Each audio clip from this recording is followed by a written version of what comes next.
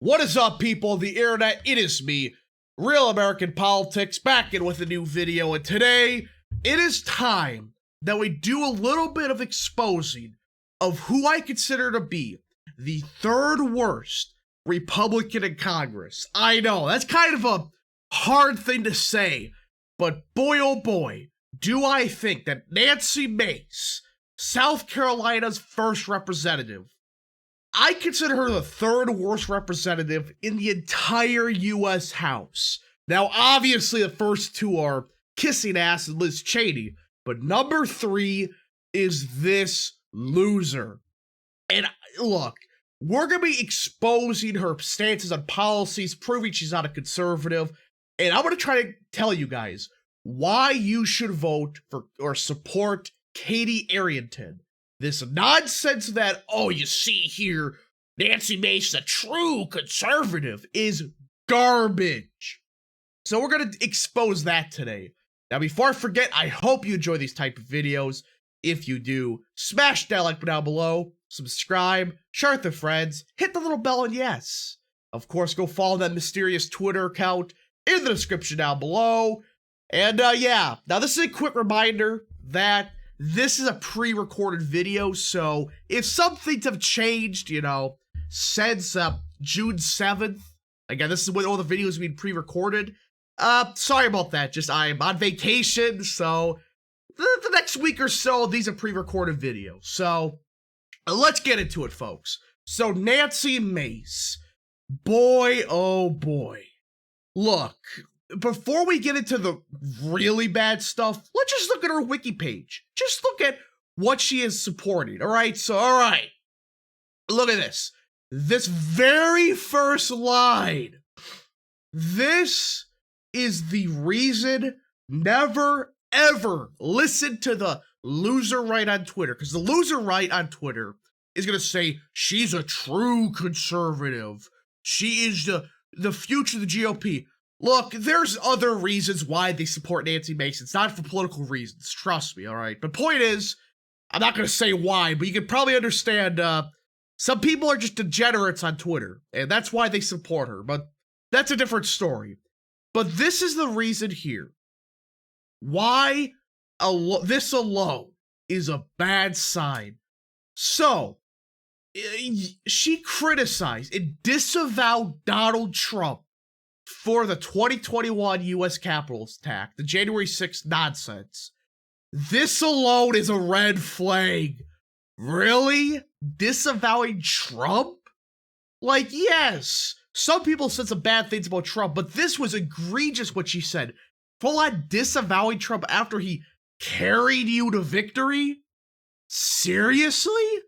I mean, seriously, this loser would have lost if Trump was on the ballot. She underperformed Trump by like 4 or 5 points. It's like, how is that even possible in that district against Joe Cunningham, which we'll get to that in a minute, but Trump is the #1 reason you won. It's pathetic that she attacked Trump for that. But that's not all.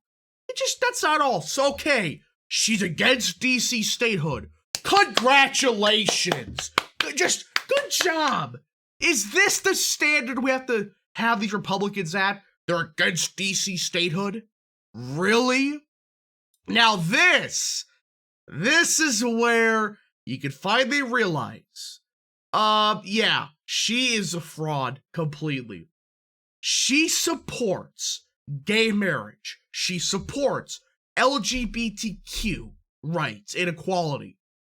You heard that right. Not just, oh, I support gay marriage. She openly supports the full-on ball of wax. Look at this tweet. Look at this.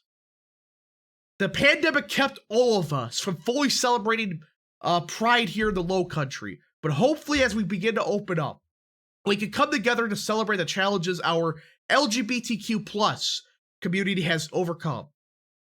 Really? This isn't just, oh, I support, you know, gay people doing what they want to do. No, this is a full-on movement in a Republican area. She's shilling for the LGBTQ community. Not just the first 3 words.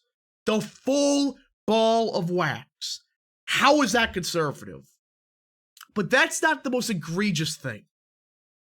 This here is where you have to realize what is she on the issues. She's essentially pro-choice. That's what she is. I mean, it just keeps getting worse and worse and worse. I mean, look at gun rights. Following what happened in Uvalde, Texas, which again, I made a video on, it's a tragedy. She is in support of red flag laws. Hell nah!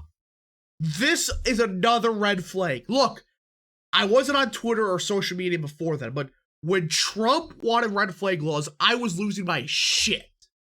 So I'm using the same standard I use for Trump that I am for Mace. You do not support red flag laws. It opens a can of worms that is a very bad precedent to start.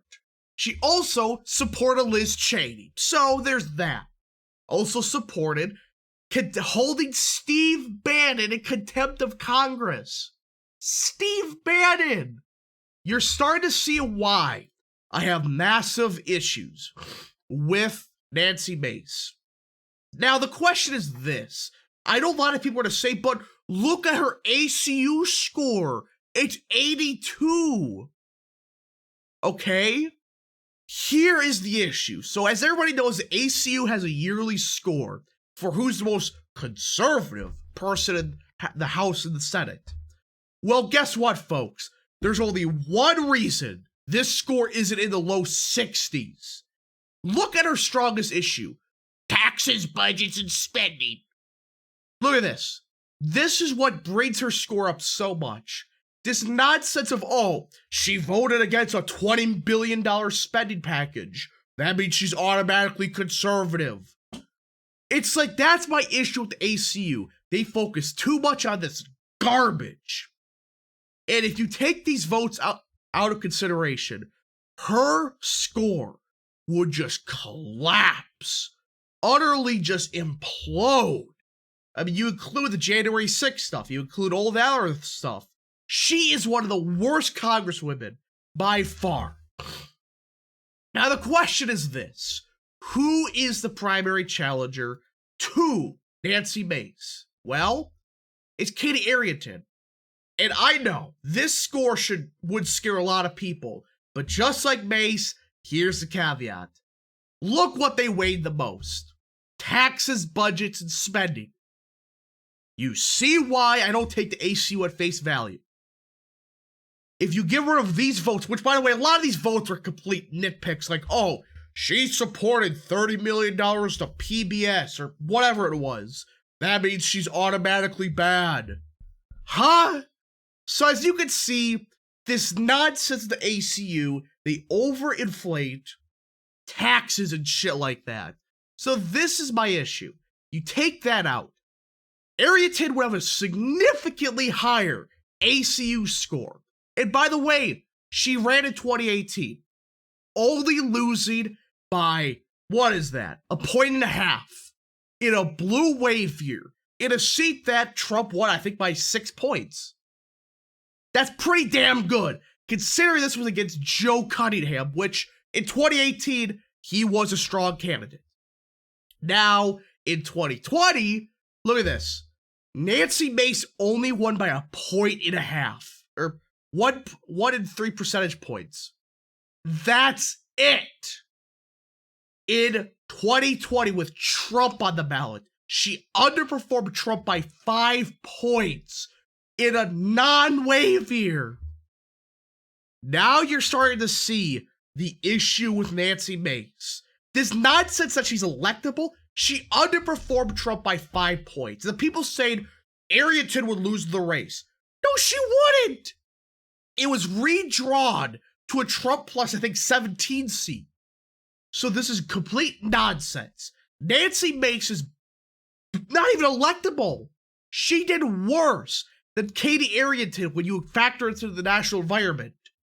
It's complete nonsense. And this is why Arrington should have your support. And which, again, the Tuesday, if you live in South Carolina, get out and vote for Katie Arrington. Nancy Mace is a fraud. sucks on the issues, and the only reason the loser rights supports her so much is they're degenerates. You can probably guess what I'm saying, but either way, folks, I hope you enjoyed this video. If you did, smash that like button down below, subscribe, share it with friends, hit the little bell, and yes, of course, go follow that mysterious Twitter account in the description down below. And yeah, thank you so much for watching. We'll see you guys in the next video. Godspeed to all of you.